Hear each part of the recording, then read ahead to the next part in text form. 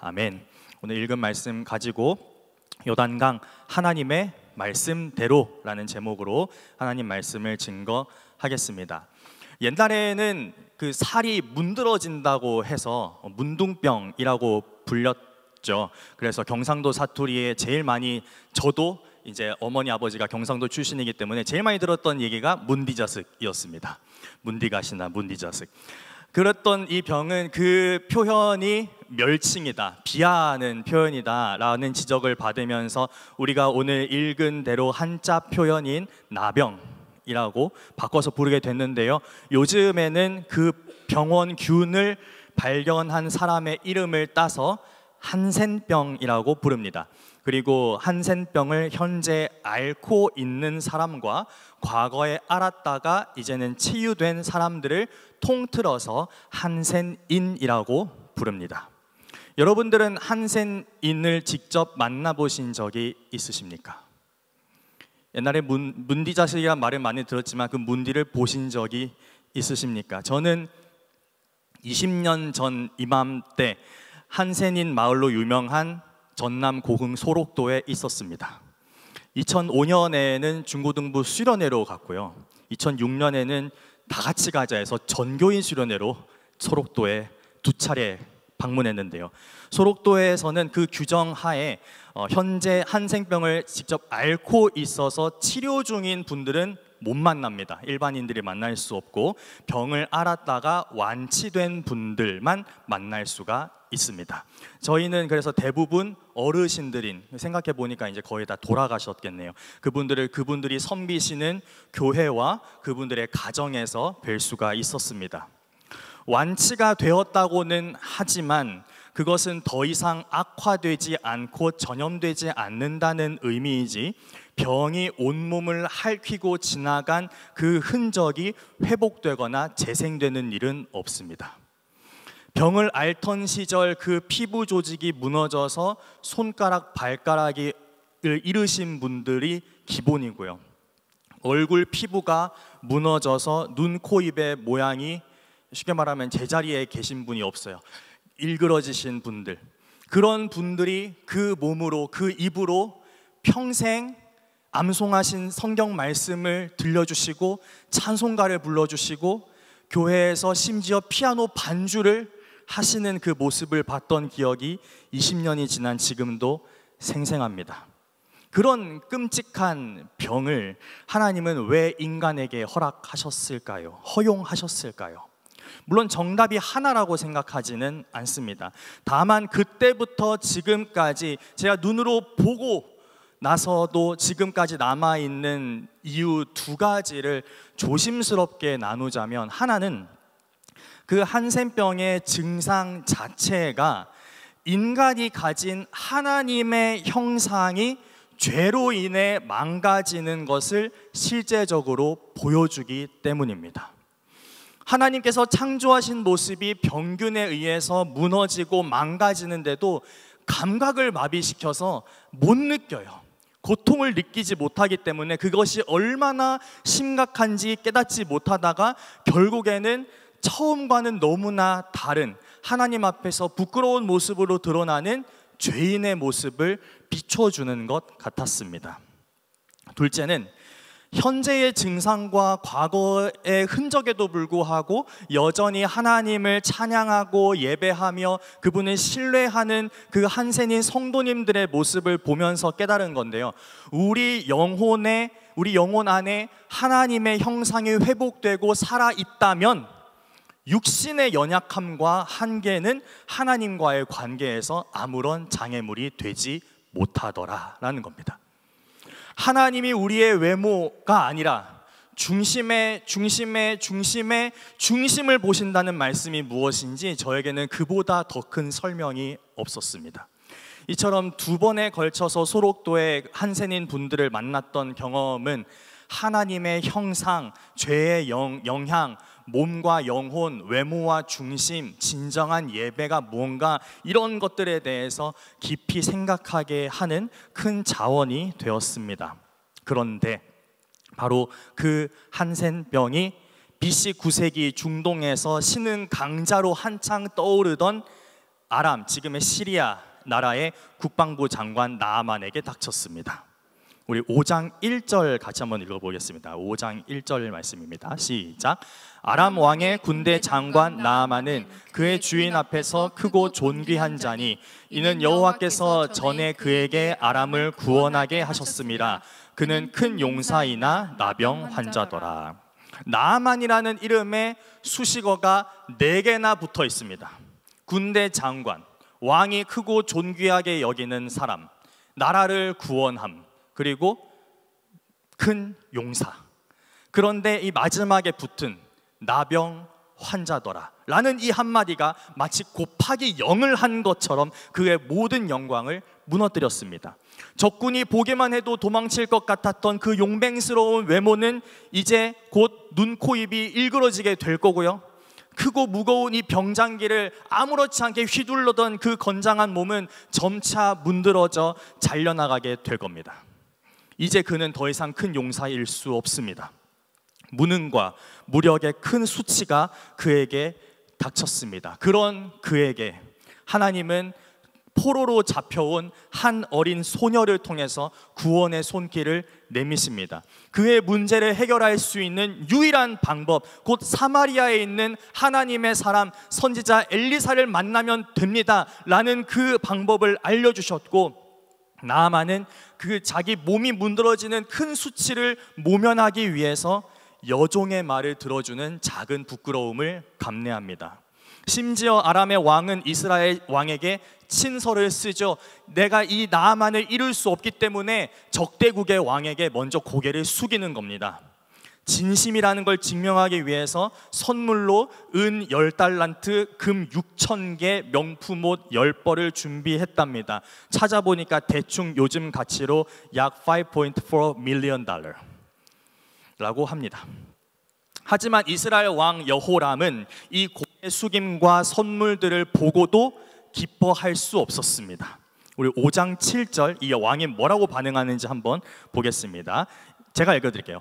이스라엘 왕이 그 글을 읽고 자기 옷을 찢으며 이르되 내가 사람을 죽이고 살리는 하나님이냐? 그가 어찌하여 사람을 내게로 보내 그의 나병을 고치라 하느냐?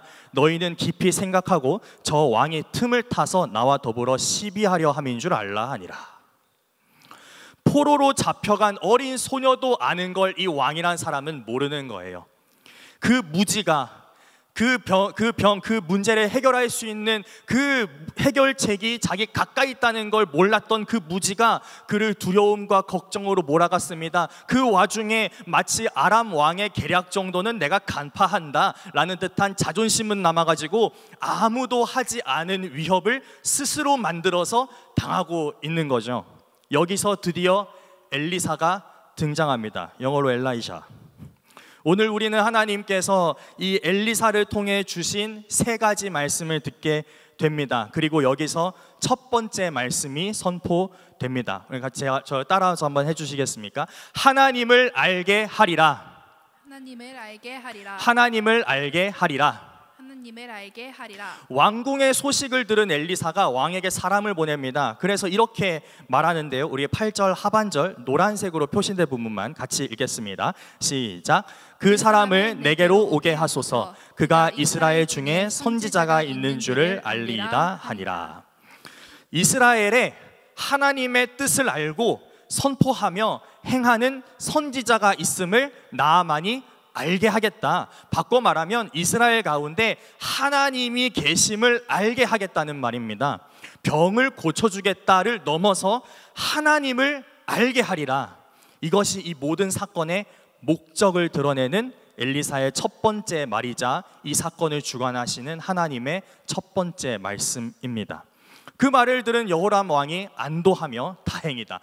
나아만을 엘리사에게 보냈고 나아만은 군말 없이 엘리사의 집 문 앞에 섭니다. 그리고 여기서 두 번째 말씀이 선포됩니다. 다시 한번 저를 따라해 주세요. 씻으라 그러면 깨끗해지리라. 씻으라 그러면 깨끗해지리라. 씻으라 그러면 깨끗해지리라. 씻으라 그러면 깨끗해지리라. 자, 나아만이 문을 두드립니다. 쿵쿵쿵 선생님 계십니까? 그런데 문을 열고 나온 사람이 그 엘리사가 아니에요. 선생님께서 말씀하시기를 요단강에 가서 몸을 7번 씻으라고 하셨습니다. 한 번에 7분 아니고요, 들어갔다 나와서 닦고 들어갔다 나와서 닦고 이렇게 7번 해야 됩니다. 그렇게 하시면 병이 나아서 피부가 깨끗해질 거라고 하셨습니다. 그럼 다녀와서 뵙겠습니다. 필승 쾅. 씻으라 그러면 깨끗해지리라. 문제 해결의 방법을 선언하는 것이 엘리사의 두 번째 말, 그리고 하나님의 두 번째 말씀입니다. 그런데 나아만의 얼굴이 불그락불그락합니다. 분해 죽겠다는 듯이 막 씩씩거리면서 부들부들 떠는 모습이 진짜 아픈 사람 맞나 싶습니다. 나아만이 뭐라고 했는지 우리 11절 12절 다시 한번 읽어보겠습니다. 시작. 나아만이 노하여 물러가며 이르되 내 생각에는 그가 내게로 나와 서서 그의 하나님 여호와의 이름을 부르고 그의 손을 그 부위 위에 흔들어 나병을 고칠까 하였도다. 다메섹 강 아바나와 바르발은 이스라엘 모든 강물보다 낫지 아니하냐. 내가 거기서 몸을 씻으면 깨끗하게 되지 아니하랴 하고 몸을 돌려 분노하여 떠나니.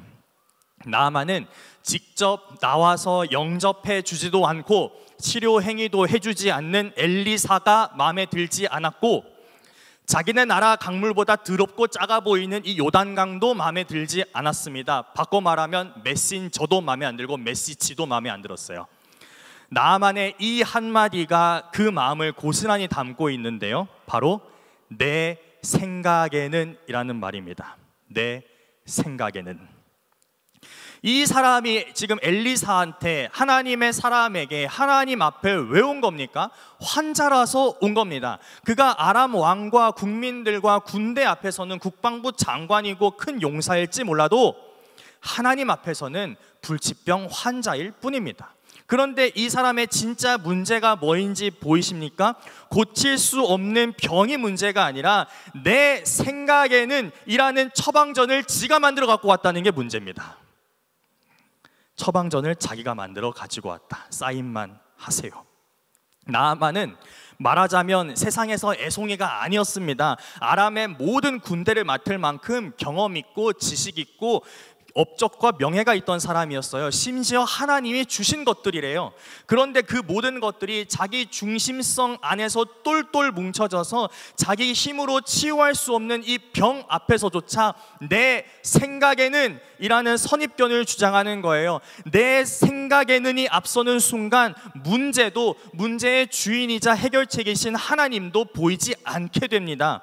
내 생각에는이 앞서는 순간 문제보다 자기가 더 커져서 나를 내려놓느니 문제를 무시하겠다 라는 교만함으로 가득 차게 됩니다. 내 생각에는 이 오만한 자의 말을 따라서 요단강에 빠지느니 그냥 한센병 환자로 살고 말겠다. 얼마나 어리석은 내 생각에는 입니까? 그런데 하나님은 다시 한번 그에게 손길을 내미십니다. 나아만을 따라온 노예들을 통해서 말입니다. 사실 이 노예라는 사람들은 상관의 말에, 주인의 말에 복종하는 게 삶의 전부였기 때문에 그들에게 중요한 건 하냐 안 하냐가 아니라 시키는 게 쉽냐 어렵냐예요. 그런데 나아만이 고작 강물에 7번 들어갔다 나왔다 이거 안 하겠다고 하니까 이해할 수가 없는 겁니다. 그러니까 말하는 거예요. 나으리, 저희는 나으리가 뭐 어려운 일이라도 시키시면 어떻게든 하지만 그래도 가끔 쉬운 일 시키시면 땡큐 하고 합니다. 감사한 마음으로 오늘 일은 쉽네. 그런데 이거 하면 병 낫는다고 대단한 걸 시켜도 했을 거고 억만금을 내라고 냈을 건데 이거 왜 안 하세요? 이거 왜 안 하시는 거? 우리 왜 온 거예요? 비록 노예들의 시선이었지만 그 말은 나아만으로 하여금 현실을 직시하게 했습니다. 보이지 않던, 그러나 여전히 지금 피부에 번지고 있는 환부가 다시 눈에 보이기 시작하고 자기가 여기 왜 왔는지, 진짜 문제가 뭔지 깨닫게 되었습니다. 그리고 그는 드디어 하나님의 사람의 말대로, 곧 하나님의 말씀대로 움직이기 시작합니다. 우리 14절 말씀 읽어보겠습니다. 시작. 나아만이 이에 내려가서 하나님의 사람의 말대로 요단강에 7번 몸을 잠그니 그의 살이 어린아이의 살같이 회복되어 깨끗하게 되었더라. 아멘. 그렇게 하나님의 사람의 말대로, 곧 하나님의 말씀대로, 하나님의 방법대로 그의 병이 사라졌습니다. 씻으라 그러면 깨끗해지리라 라는 두 번째 말씀대로 된 겁니다. 하지만 나아만의 이야기는 여기서 끝나지 않습니다. 의사의 이야기였다면 완치가 결과이고 결론이었겠지만, 하나님은 의사가 아니라 창조주이시고 구원자이시기에 완치는 과정일 뿐 결론이 될 수 없습니다. 하나님은 나아만의 문드러진 피부를 고치시는 것을 넘어서 그 병으로 표현되고 상징되는 나아만 속에서 망가져 있던 하나님의 형상을 회복시키는 데까지 나아가십니다. 나아만이 하나님의 말씀대로 요단강에 들어가고 말씀대로 치료되었을 때 그의 몸만 고쳐진 게 아니라 죄로 인해 망가지고 오염되었던 하나님의 형상이 그 안에서 회복되기 시작했다는 말입니다. 요단강에서 7번째로 나오는 순간 나아만은 그저 병에서 고침받은 게 아니라 새로운 존재, 새로운 피조물이 되었습니다. 놀라움과 흥분 속에 엘리사에게로 돌아와 하나님 앞에 다시 섰을 때 그는 이제 완전히 다른 사람이 되어 있는 겁니다. 우리 15절도 다시 한번 읽어볼까요? 시작. 나아만이 모든 군대와 함께 하나님의 사람에게로 돌아와서 그의 앞에 서서 이르되 내가 이제 이스라엘 외에는 온 천하에 신이 없는 줄을 아나이다. 청하건대 당신의 종에게서 예물을 받으소서 하니, 내가 이제 이스라엘 외에는 온 천하에 신이 없는 줄을 아나이다. 그는 이제 이스라엘의 여호와 하나님만이 참 신임을 알고 인정합니다. 엘리사의 첫 번째 말, 곧 하나님의 첫 번째 말씀, 하나님을 알게 하리라, 그 말씀대로 되었습니다. 하나님의 목적대로 이루어진 겁니다. 그래서 하나님의 형상의 회복이란 첫째로 하나님을 아는 것입니다. 뿐만 아니라 이제 나아만은 엘리사 앞에서 자기를 뭐라고 부르냐면 당신의 종이라고 주장합니다. I am your servant.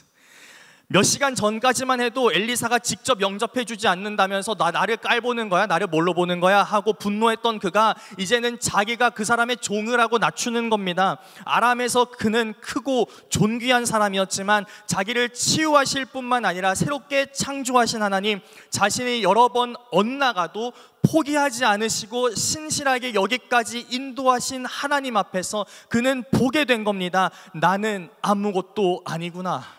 나는 노예와 같이 작은 자구였구나. 그래서 하나님의 형상의 회복이란 둘째로 자기 자신을 아는 것입니다.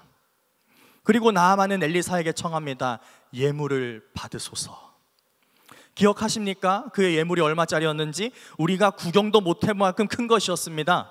단순히 보상을 하거나 투자를 하는 게 아니죠. 하나님과 자신의 관계를 증명하고 보여주는 실제적인 행위를 한 겁니다. 하나님이 이 모든 것들을 받기에 합당하십니다라고 말만 하는 게 아니라 실제로 그 모든 것들을 진짜로 드리는 데까지 간 거예요. 그래서 하나님의 형상의 회복이란 셋째로 자신이 할 일을 아는 겁니다. 하나님은 엘리사를 통해 선포하신 하나님의 그 말씀대로 요단강에 들어간 한 이방인을 말씀대로 치유하시고 말씀대로 하나님의 형상이 회복된 새로운 존재로 창조하셨습니다. 그렇게 이 요단강은 하나님의 말씀대로 하나님의 창조와 구원의 역사가 이루어진 영광의 현장이 되었습니다. 그런데 마치 나사로가 살아난 현장을 보고도 예수님을 믿지 않았던 사람들이 있었듯이 이 영광의 현장을 보고도 복과 은혜를 걷어차는 사건이 곧바로 발생합니다. 이 나아만 치유 사건과 세트 메뉴인 게하시 사기 사건입니다. 이 게하시라는 사람은 엘리사의 몸종입니다. 가장 가까이에서 엘리사를 섬기며 그의 말씀을 듣고 하나님께서 그를 통해 행하시는 놀라운 일들을 계속해서 보아왔습니다. 그런데 주인이 유명해지자 게하시의 목도 점점 두꺼워지고 어깨도 점점 올라갔던 것 같습니다. 그의 마음속에 있던 기대란 이런 거였겠죠. 그는 흥하여야 하겠고 나도 흥하여야 하리라. 선생님도 흥하여야 되겠고 나도 흥하여야 되겠다. 드디어 주인이 국제적으로도 유명해졌는지 옆 나라에서 제일 힘센 사람이 자기 병 좀 고쳐달라고 억만금을 싸들고 찾아왔습니다. 그리고 진짜로 주인이 한 말대로 병고침을 받은 그 사람이 자기를 선생님의 종이라고 막 이야기하면서 그 억만금의 선물을 주인에게 바치는 걸 보고는 아싸 됐다 싶었을 겁니다. 저 중에 조금이라도 나에게 콩고물이 떨어지겠지. 그런데 그 순간 기가 막힌 일이 일어나죠. 엘리사의 세 번째 말, 곧 하나님의 세 번째 말씀이 선포됩니다. 아까보다 조금 긴데요, 같이 한번 해보겠습니다. 하나님과 나 사이에 재물을 두지 않겠다. 하나님과 나 사이에 재물을 두지 않겠다. 다시 한번, 하나님과 나 사이에 재물을 두지 않겠다. 하나님과 나 사이에 재물을 두지 않겠다. 16절 말씀 같이 읽겠습니다. 시작. 이르되 내가 섬기는 여호와께서 살아계심을 두고 맹세하노니 내가 그 앞에서 받지 아니하리라 하였더라. 나아만이 받으라고 강권하되 그가 거절하니라. 하나님 앞에서 절대로 받지 않겠다. 곧 그 재물이 나와 하나님 사이에 끼어 있지 않게 하겠다라는 것이 바로 엘리사의 세 번째 말, 곧 하나님의 세 번째 말씀입니다. 나아만은 그래서 하나님의 말씀대로 선물 권하기를 그치고 고향으로 출발합니다. 그러나 게하시는 그 말씀을 받아들일 수가 없었습니다. 그 말씀대로 이루어지도록 내버려 둘 수가 없었습니다. 그래서 부랴부랴 나아만을 쫓아가서 사기를 칩니다. 선생님께서 말씀하시기를 지금 나에게 손님이 왔는데 그 손님을 대접할 것이 없으니 그들을 위해서 은 1달란트와 옷 2벌만 좀 주시면 좋겠다 하셨습니다. 안 그래도 아무것도 드리지를 못해서 아쉬웠던 나아만은 너무나 기뻐하면서 게하시가 말한 것보다 은 1달란트 75파운드를 더 얹어줍니다. 대박입니다.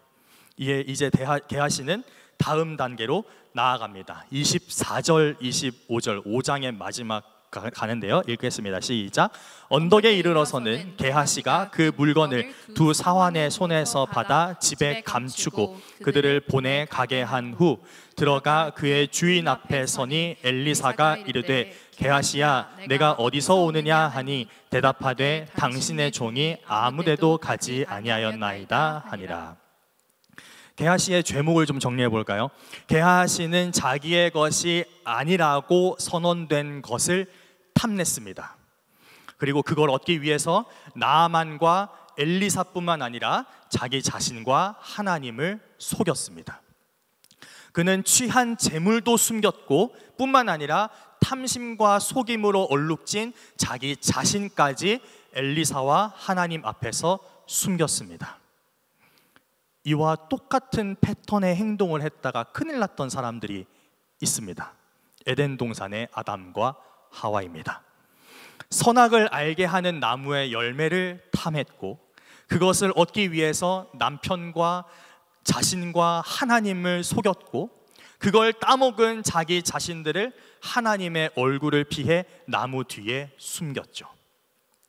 하나님을 밀어내고 스스로 하나님이 되려고 한 순간 하나님이 인간에게만 주셨던 그 아름답고 완전한 하나님의 형상은 망가지고 오염되고 일그러져 녹아내리게 되었습니다. 그걸 게하시가 똑같은 일을 한 겁니다. 하나님을 몰랐지만 어린 여종의 한마디에 국경까지 넘어와서 하나님의 은혜를 경험한 나아만은 이제 하나님을 아는 사람이 되었지만 수년 동안 하나님의 사람 곁에 있었던 게하시는 하나님을 모르는 사람으로 드러났습니다. 갑자기 닥친 큰 병으로 모든 명예와 생명을 잃을 위기에 처했던 나아만은 이제 오히려 자기가 하나님의 종임을 인정하게 되었지만 선지자의 몸종이면서도 선지자의 영광, 하나님의 영광을 가로채려고 했던 게하시는 자기 자신이 누군지도 모르는 어떤 존재인지도 모르는 사람으로 폭로되었습니다. 평생 내 생각에는 이라는 말로 자기를 위해 살아왔던 나아만은 이제 참신 나의 진짜 주인이 하나님이라고 고백하면서 그분을 위해 온전히 드리는 삶을 살기 시작했지만 선지자를 섬기는 일을 이용해서 자기 배를 채우려던 게하시는 자기가 무엇을 해야 하는지조차 모르는 사람으로 발각되어 버렸습니다. 그런 게하시에게 하나님은 엘리사를 통해서 나아만이 가졌던 그 병을 그에게 옮겨버리십니다. 우리 5장의 마지막 27절입니다.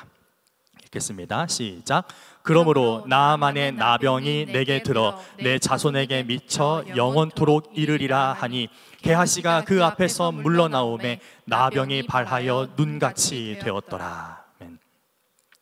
다른 것 다 멀쩡해 보여도 하나님의 말씀을 인정하지 않고 말씀대로 믿고 행하지 않는 것, 이것이 바로 하나님의 형상이 망가지고 얼룩지고 오염되고 일그러지고 녹아내리는 모습이라는 하나님의 선언입니다.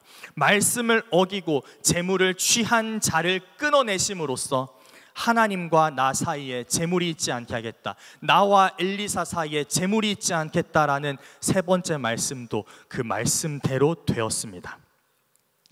하나님을 알게 하리라 라는 말씀도, 씻으면 깨끗해지리라 라는 말씀도, 하나님과 나 사이에 재물이 있지 않게 하겠다라는 말씀도 모두 하나님의 말씀대로 되었습니다. 말씀대로 되는 것, 그것은 곧 하나님의 주권과 영광이 실현되는 것입니다. 말씀대로 돌아오는 사람에게는 하나님의 형상의 회복이 선포되지만, 말씀을 거부하고 자기 자신이 주인이 되어서 재물의 마음을 빼앗긴 사람에게는 그 몸으로도 하나님의 형상의 망가짐을 경험하게 하셨습니다. 사랑하는 여러분, 하나님의 말씀대로 된다 라는 이 말씀을 하나님께서 오늘 우리에게 들려주시는 이유가 무엇일까요? 우리는 이 말씀을 어떻게 받아들이고 오늘 우리 삶 가운데 어떻게 옮겨야 할까요? 이 말씀을 적용할 때 우리는 요단강에서 눈을 돌려서 주목해야 할 곳이 있습니다. 이 모든 이야기를 담고 있는 이 열왕기 전체가 기록되어서 처음으로 읽혀지고 들려졌던 그곳, 바로 바벨론 강가입니다. 이스라엘과 유다가 다 망하고 포로가 되어서 끌려온 사람들의 처절한 삶의 현장입니다. 나라를 잃고 고향을 떠나 외국에 끌려 나와서 살아가는 사람들의 처지란 말해서 무엇하겠습니까? 그런데 그들을 가장 힘들게 했던 건 바로 이런 의문들이었습니다. 왜 우리 하나님의 선택받은 백성들이 이딴 곳에 살고 있는가? 무엇 때문에 이런 삶을 살아야만 하는가? 어떻게 살아야 되는가? 이 모든 것의 목적은 도대체 무엇일까? 열왕기의 저자는 바로 이런 의문들의 답을 주시려는 하나님의 감동을 받아서 기록한 책입니다. 이 영어의 이름이 킹스죠. 킹스라는 이름 붙은 이 열왕기는 다윗의 죽음과 솔로몬의 즉위, 예루살렘 왕궁과 성전 건축 이야기로 시작됩니다. 그때 이스라엘은 어느 나라도 감히 쳐들어오겠다 넘보지 못하고 오히려 화친을 청하고 조공을 바쳤던 최전성기를 누리던 나라였습니다. 하지만 열왕기의 마지막이 어떻게 끝나는지 아십니까? 바로 그 왕궁과 성전이 철저하게 박살나고 유다 왕국이 멸망하고 왕과 왕족과 귀족들과 수많은 사람들이 바벨론으로 끌려가는 충격적인 장면으로 끝납니다. 그런데 그 구조적인 중심에 자리 잡고 있는 이야기가 뭐냐면 열왕기하 2장에 담겨있는 엘리야와 엘리사의 세대교체 장면입니다. 엘리야가 불병거를 타고 올라가고 그 떨어진 옷자락을 가지면서 내 아버지여 이스라엘의 병거와 그 마병이여 라고 울부짖는 그 엘리사의 그 장면이 열왕기의 가장 가운데 있습니다. 그것은 단순한 세대교체가 아니라 하나님께서 이스라엘에 계속해서 말씀하시겠다는 선언이었습니다. 그뿐만이 아닙니다. 이후에 나오는 엘리사의 이야기에는 한 가지 패턴이 반복되는 걸 볼 수 있습니다. 어떤 패턴이냐면, 먼저 말도 안 되게 이상하고 안 좋은 일이 발생합니다. 그러면 두 번째로 엘리사가 말도 안 되는 해결책을 제시합니다. 그러면 마지막으로 사람들이 그 말씀을 따르면 진짜로 그 말씀대로 됩니다. 이상한 일이 벌어지고 이상한 해결책을 제시하시는데 그걸 따르면 됩니다. 이 패턴이 이어져서 이 나아만 이야기까지 온 겁니다. 그렇죠? 이상한 일이 일어났어요. 근데 엘리사가 이상한 해결책을 제시합니다. 따랐더니 진짜로 그렇게 되었습니다. 그런데 이후에 이렇게 나아만을 고쳐줬는데도 이 배은망덕한 아람 왕이 이스라엘에 쳐들어와요. 그래서 우리 몇 달 전에 보았던 목사님께서 말씀하셨던 대로 하나님이 도단이라는 곳에서 아람 군대의 눈은 가려서 자기들이 어디에 있는지도 모르게 하시고, 엘리사의 이 게하시 다음에 새로운 종의 눈은 열어서 이스라엘을 지키고 있는 하나님의 수많은 군대와 불말과 병거를 보게 하셨습니다. 이것이 열왕기 상하에 한가운데 배치되어 있는 핵심 이야기입니다. 하나님은 도대체 무슨 말씀을 하고 싶으셨을까요? 이 포로로 끌려와서 힘들게 살아가고 있는 이 의문들을 가지고 살고 있는 이 백성들에게 하나님 무슨 말씀을 하고 싶으셨던 걸까요? 하나님의 말씀은 국경으로도 민족으로도 우상으로도 군대로도 심지어 나라의 망함과 성전의 무너짐으로도 제한받지 않는다는 겁니다. 하나님의 말씀은 그 모든 것을 초월해서 항상 영원히 살아있고 능력 있으며 반드시 이루어진다는 것입니다. 그리고 그 말씀의 생명과 능력을 세상 가운데 드러내시는 데에 선택받은 백성이라는 무슨 과거나 자존심을 사용하시는 게 아니라 하나님의 주권을 인정하는 사람들, 곧 하나님의 형상이 회복되어 하나님을 알고 자신을 알고 해야 할 일을 아는 하나님 나라 백성들의 순종을 사용하신다는 겁니다. 그러므로 반드시 그대로 되는 말씀을 붙잡아라. 말씀이 이루어지기를 전심으로 바라라. 그래서 말씀을 이루시는 복의 통로가 되어라. 또 다른 게하시가 아니라 또 다른 나아만이 되어라. 그렇게 나와 너희에 있는 모든 것들, 모든 우상들을 제거하고 말씀의 강물에 온몸을 담그면 내가 이방 땅에서도 너희를 깨끗하게 할 것이고 약속한 대로 그때 다시 돌아오게 할 것이며 내가 너희의 하나님임을 세상이 알게 하리라. 하나님은 열왕기 기자를 통해서 포로된 백성들에게 이 말씀을 하시는 거예요. 사랑하는 여러분, 혹시 영적인 포로기 같은 시간을 보내고 계시지는 않습니까? 아직 예수님을 삶의 주인으로 영접하지 않아서 하나님의 형상이 회복된 새로운 피조물로 다시 태어나는 일이 개인적으로 없으셨다면, 아무리 모든 게 멀쩡해 보이고 좋은 일만 일어난다 하더라도 그 삶은 명백히 영적인 포로기 가운데 있는 겁니다. 죄로부터, 죽음으로부터, 사탄으로부터 자유하지 않은 상태이기 때문입니다. 하나님의 형상이 여전히 망가지고 일그러져 있기 때문입니다. 그래서 오늘 여러분이 보기에도 이 게하시의 길이 잘못되어 보이고 나아만의 길이 옳게 보이는 은혜가 여러분의 마음에 있다면, 나아만의 하나님께로, 엘리사를 통해서 말씀하신 즉 그대로 이루시는 하나님께로 돌아오시길 축복합니다. 약 900년 후에 인간의 몸을 입고 세상에 오신 하나님께서는 이렇게 말씀하셨습니다. 누가복음 4장 27절 말씀 같이 읽겠습니다. 시작. 또 선지자 엘리사 때에 이스라엘에 많은 나병 환자가 있었으되 그 중에 한 사람도 깨끗함을 얻지 못하고 오직 수리아 사람 나아만 뿐이었느니라. 이 말씀을 들은 회당에 있던 유대인들은 모두 자기들이 자유인이고 선택받은 백성이라 여겼습니다. 그러나 이 말씀을 듣고는 한 사람도 예외 없이 모두 다 크게 화를 내며 예수님을 동네 밖으로 내쫓았답니다. 선한 사마리아인과 같이 다가오시는 예수님을 부끄럽다고 밀쳐내지 마시고 나도 모르게 문드러져 가던 그 환부를 그 주님 앞에 내어 보이십시오. 당신을 위해 이미 죽음의 값까지 지불하신 예수님께서 못자국 난 그 손으로 당신의 환부를 덮어 깨끗하게 하실 것입니다. 예수님을 삶의 주인으로 영접하고 하나님의 형상이 회복된 새로운 피조물로 다시 태어나 살아가는 분들께는 사실 영적인 포로기란 더 이상 존재하지 않습니다. 다만 우리가 포로 되었을 때, 즉 하나님이 아닌 다른 무언가를 더 사랑했던 그때의 습관과 관성이 여전히 우리에게 영향력을 행사하려고 할 뿐입니다. 그래서 우리는 때때로 그것에 속기도 하고 끌려가기도 하고 여전히 영적인 포로인 것처럼 생각하고 말하고 행동할 때가 있습니다.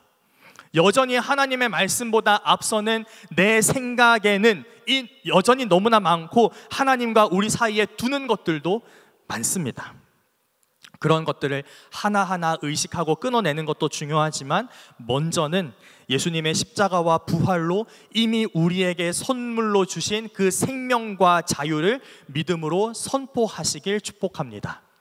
하나님이 어떤 분이시고 그 앞에서 내가 누구이며, 그래서 가정, 직장, 교회, 학교 등등등 각자와 우리에게 주어진 이 삶의 자리에서 무엇을 하며 살아가는 것이 합당한지를 다시 한번 기억하고 고백할 때 우리의 손발과 입술과 마음을 묶으려던, 다시 포로로 만들려던 그 습관도, 경험도, 지식도, 관성도, 우상도 그 힘을 잃게 될 것입니다. 이 시간 말씀을 품고 기도하는 가운데, 하나님과 교제하는 가운데, 그리고 그 마음으로 일상을 살아가는 가운데 자유를 선포함으로, 회개함으로 영적인 포로기 같은 이때에 양의 문이요 선한 목자 되시는 예수님 안에서 살 소망을 얻고 그분이 주시는 풍성한 삶을 누리는 우리 모두가 되길 예수님 이름으로 축원합니다. 아멘.